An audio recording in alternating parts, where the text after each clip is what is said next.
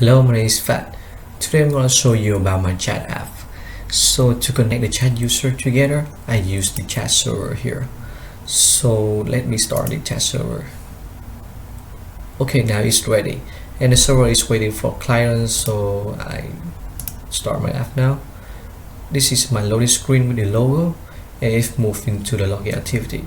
So this login activity is used for the user to enter the username, as well as when the user will click the login button, it will create a socket, and this socket contains the local IP address as well as the port that is available in the chat server, and at that time it will send a message calling user the username so the user can enter the chat room. Let me try this with the app now. So first of all, the name is Batman. I click login here. Okay, so in the chat server, so the active user is Batman. So the Batman is connected to the server. Moving on with this chat activity. So this chat activity contains two fragments. The first fragment is about the chat room, and the second one is about the active user. So the active user fragment here, so the name as well as the time that the user has logged in. I also have another emulator here. Let me show you. So now I enter my name, Fat here. Okay, I click login. Okay, as you can see here, so Fat is connected to the server, and this fragment also automatically updated, so which is really nice. Moving on with the chat room fragment, so it also notified to every single user in the that is connected to the server that the new user had just logged in. And let's see how the chat works. Okay, first of all, I type hi here, click send. So when I click send, it will trigger the on click send button here, and this on click send button get the input message and put it in the on send message here, and this on send message here will send this message to the server, and this server, based on the observer pattern, so it will send back to every single user a message.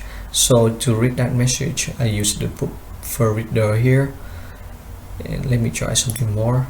Okay, for example, I type hello here, click send. Okay, so now to know whether the message is on the left side or on the right side, I use the custom adapter, and this custom adapter has the condition.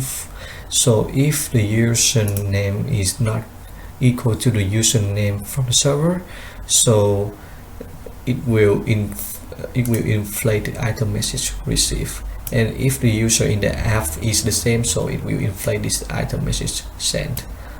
So let me try something more here. For example, what's up? Okay, click send. So that's good. And the layout for the message received is include the name as well as the avatar and the time. When white, the message that you send is only contain the message, contain and time. So that is how my chat app works.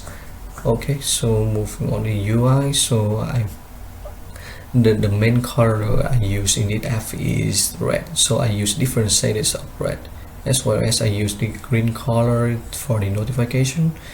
And most of element in the app I use the rounded pattern. So like in here, all the input text is right as well. And the font of this app, I use the default font in the Android Studio, and the icon for each tab here, so I got it from the material design, which is available in Android Studio. So that's all about my chat app. Thank you for watching and have a nice day.